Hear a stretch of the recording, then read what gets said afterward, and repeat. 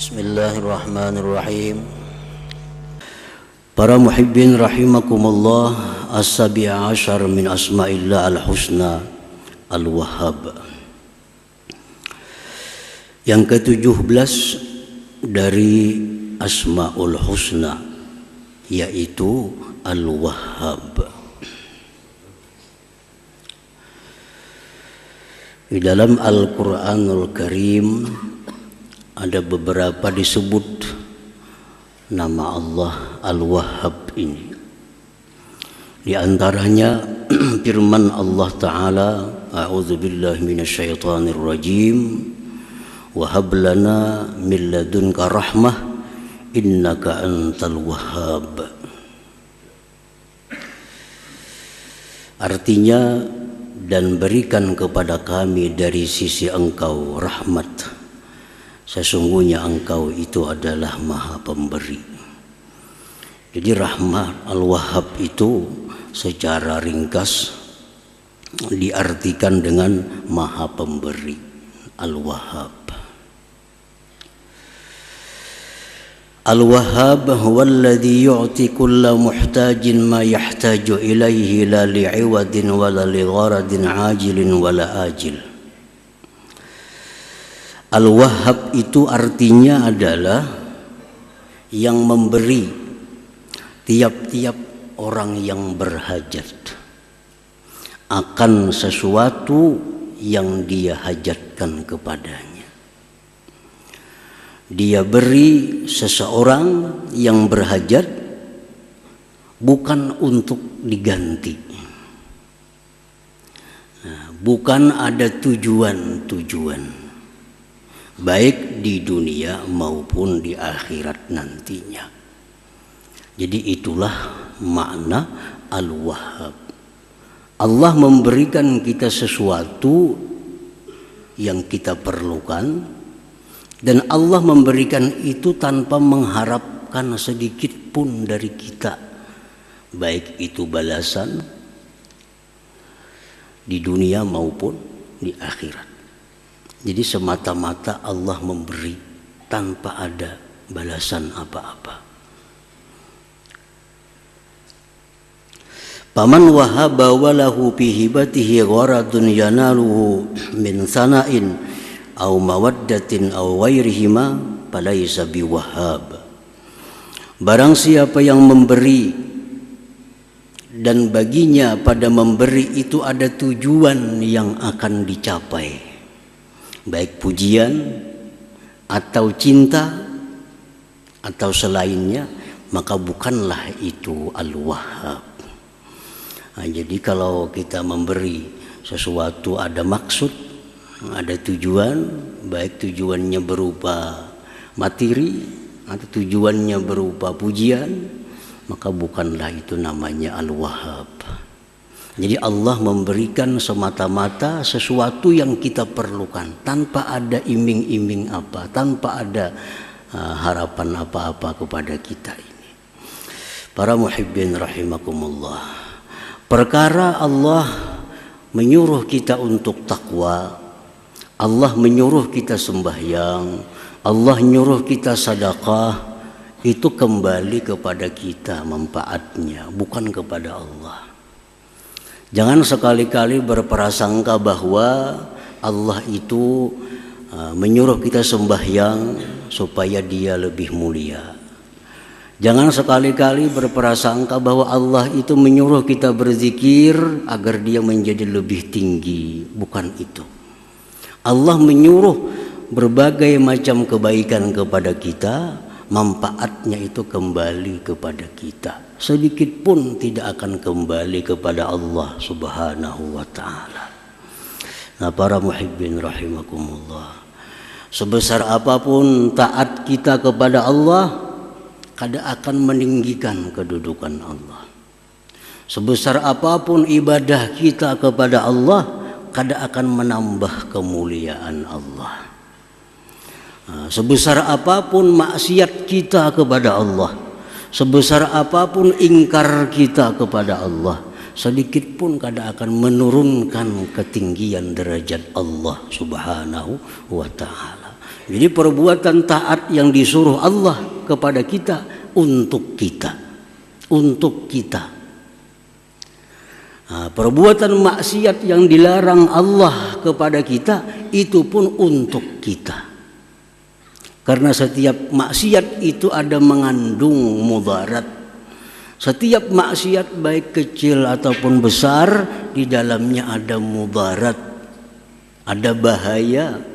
Nah, oleh karena itu Allah melarang kita jangan melakukan ini supaya kita jangan mudarat, bukan kembali kepada Allah Subhanahu wa taala.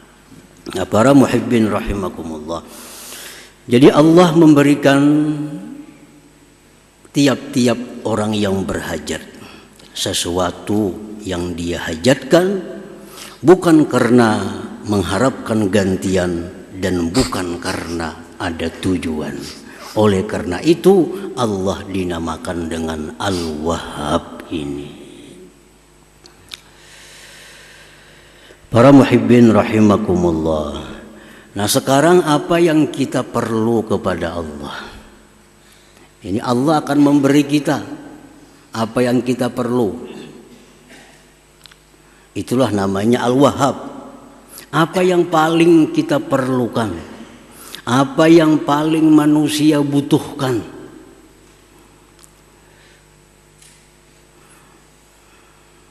Allah mengajarkan dalam doa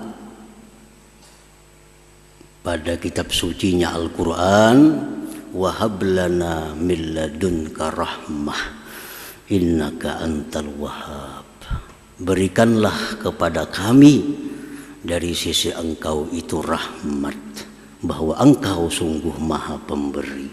Jadi yang paling kita butuhkan, yang paling kita perlukan adalah rahmat Allah Subhanahu wa ta'ala. Nah, apa itu pengertian rahmat secara lengkap? Rahmat itu biasa ringkas disebut kasih sayang.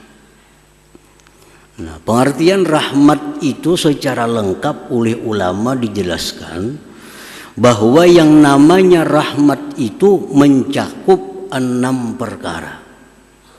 Jadi bila kita minta, ya Allah berikan hamba rahmat, berarti ada 6 yang kita minta.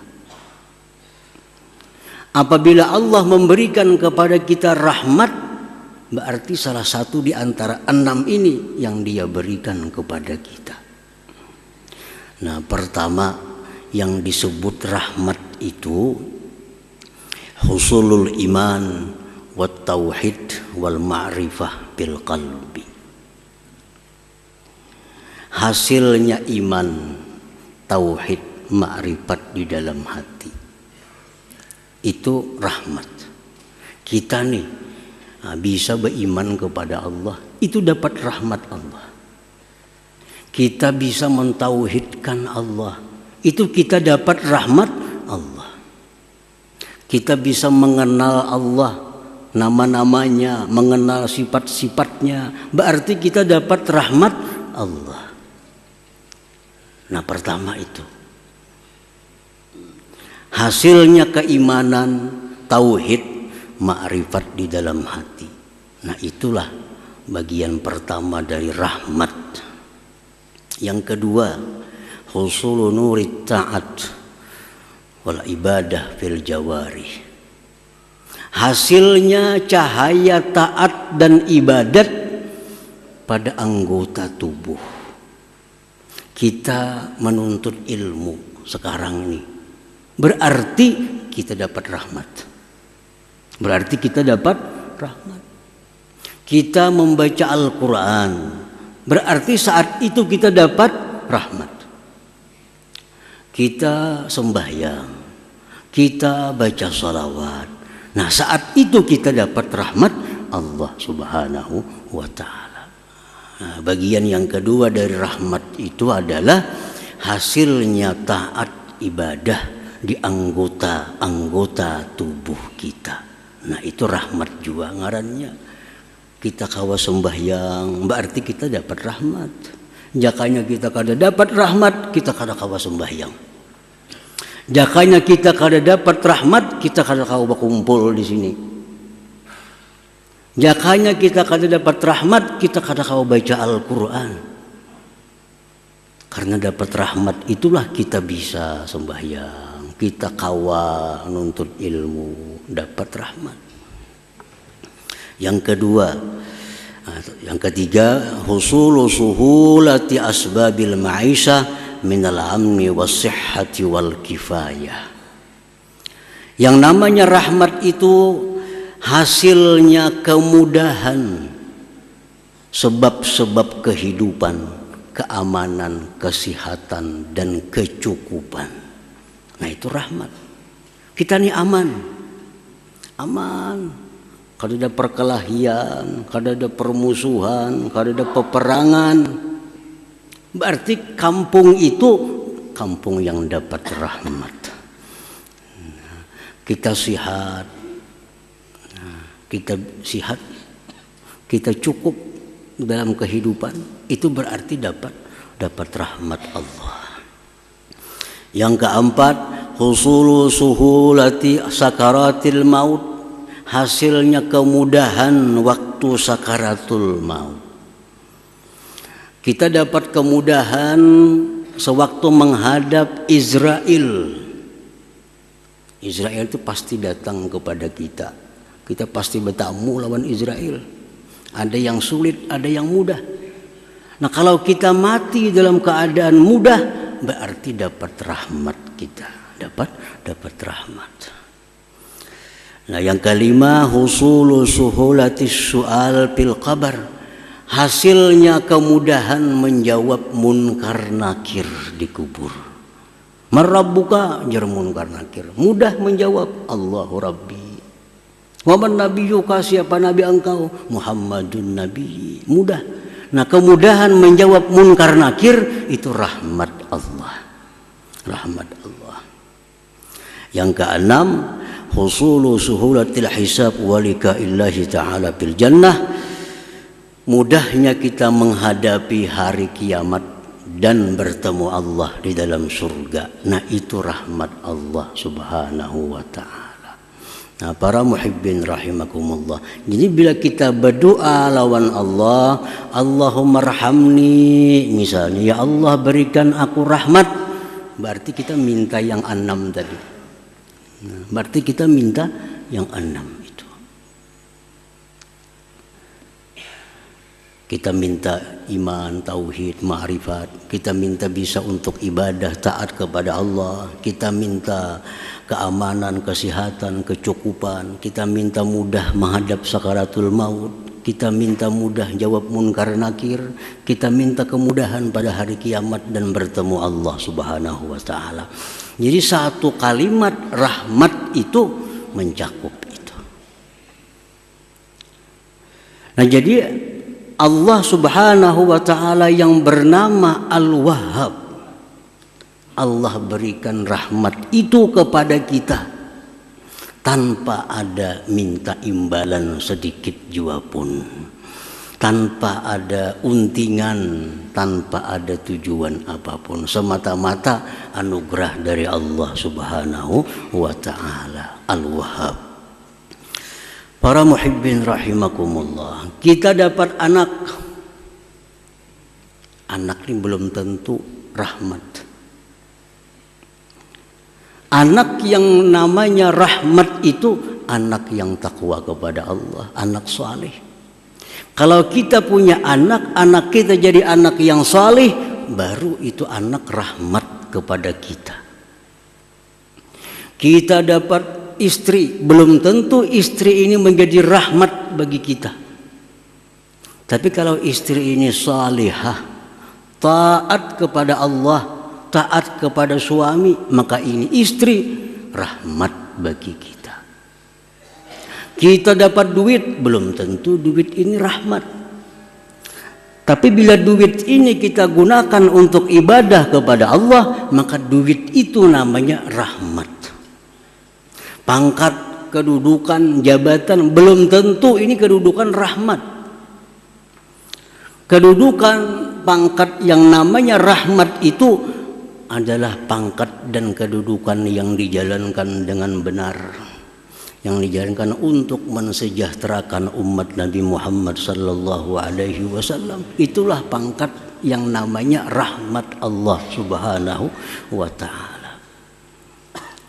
Jadi setiap rezeki dari Allah belum tentu nikmat. Setiap nikmat belum tentu rahmat. Rezeki ini ada yang halal, ada yang haram. Nah, rezeki yang halal disebut nikmat. Nah, nikmat ini bila disyukuri menjadi rahmat. Tapi bila nikmat ini kada disyukuri, maka dia berubah akan menjadi azab kepada kita. Nah, para muhibbin rahimakumullah. Al-asya'u allati tajribu rahmatallah ta'ala. Ini sesuatu yang membawa, yang menarik rahmat Allah. Nah, begitu pentingnya rahmat Allah, kita disuruh untuk mencari rahmat itu. Di mana kita mencari rahmat Allah? Nah, di mana andaknya rahmat Allah itu? Pertama, kalau kita hendak dapat rahmat Allah itu, satu, doa. Nah, berdoa. Dan doanya pun diajarkan oleh Allah. Doanya pun diajarkan oleh Rasulullah. Rabbana la tuzigh qulubana ba'da idh hadaitana wa hab lana min ladunka rahmatan innaka antal wahhab.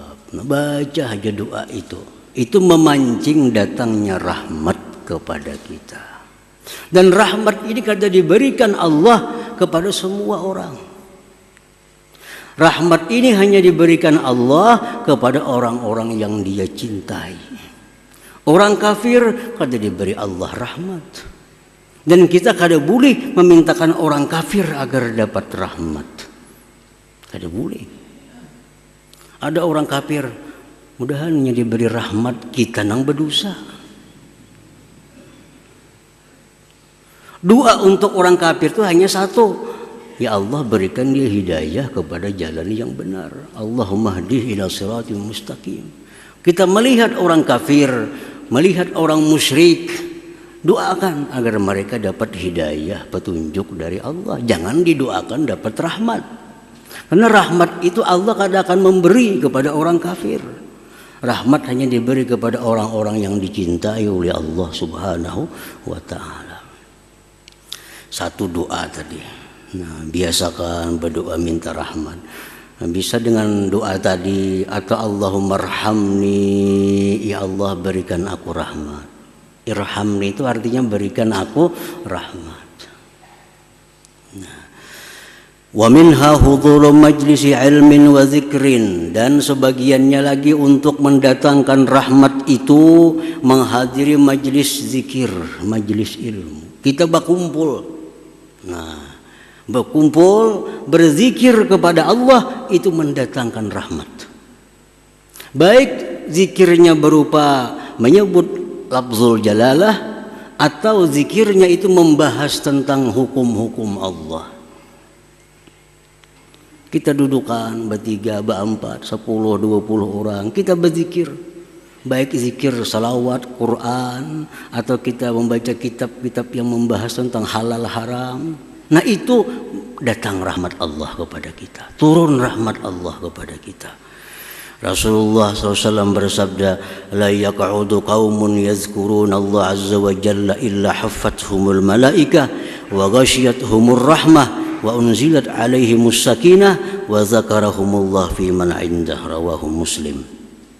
Tidak duduk sekelompok orang berzikir kepada Allah, melainkan meliputi akan mereka itu oleh malaikat. Nah, malaikat ini bertumpang-tumpang sampai ke atas langit. Ini malaikat melindungi orang nang zikir kepada Allah nih, bertumpang berlapis-lapis sampai ke atas langit. Wa ghasyiyathumur rahmah, dan meliputi akan mereka itu orang yang berzikir rahmat Allah. Nah, orang ini diliputi oleh rahmat Allah dan diturunkan atas mereka ketentraman, dan mereka disebut-sebut Allah di sisi para malaikatnya. Jadi hadir ke majelis ilmu, hadir ke majelis ta'lim, itu adalah menarik rahmat Allah. Nah, yang ketiga, ziaratus salihin, ziarah kepada orang saleh. Ziarah bailang, baik yang diilang ini masih hidup atau yang diilang ini sudah dikubur. Kita ke kubur orang saleh, kita bailang ke rumah orang saleh, kita bertemu mereka, itu kita dapat rahmat Allah Subhanahu wa ta'ala.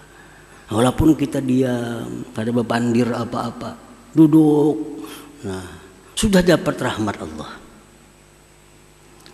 Nah, Imam Sufyan ibn Uyainah mengatakan, inda dzikris salihin tanzilur rahmah. Ketika kita menyebut nama orang saleh, kita dapat turun rahmat Allah Subhanahu wa ta'ala. Nah, kita sebut nama nabi misalnya, nah, kita sebut nama-nama sahabat, kita sebut nama-nama para imam, nah, kita sebut nama-nama para aulia, kita dituruni oleh rahmat Allah Subhanahu wa ta'ala.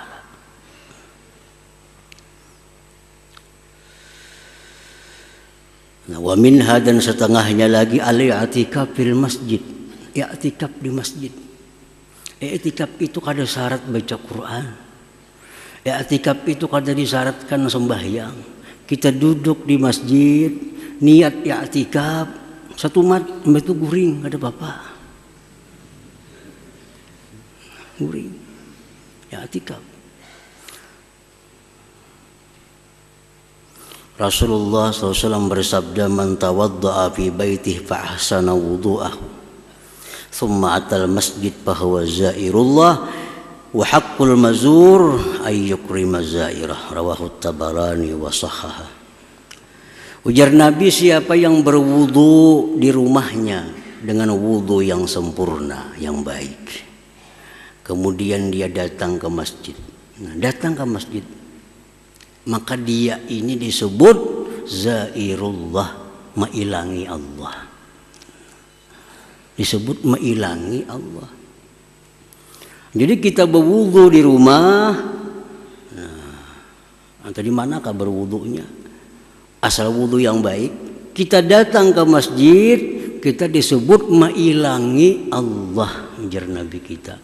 Dan pastilah yang diilangi itu Allah, artinya ayyukrima zairah, memuliakan orang yang mailangi. Kita aja pun ada orang mailang, kita muliakan dengan jamuan minuman atau sebagainya, apalagi Allah. Nah, cuma Allah menjamu para tamu-tamunya dengan rahmatnya, dengan rahmatnya. Jadi kita berkumpul di masjid ini macam-macam fadilatnya.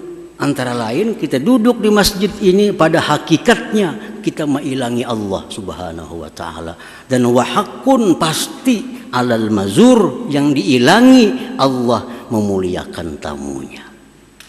Jadi orang yang suka ke masjid, duduk i'tikaf, itu orang yang selalu dapat rahmat Allah Subhanahu wa ta'ala.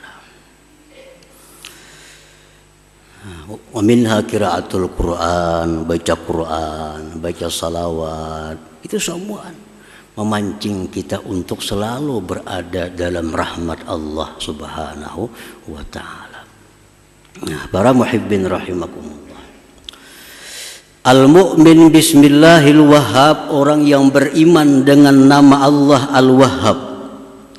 Al-wahhab adalah yang memberi tanpa ada mengharapkan imbalan apapun.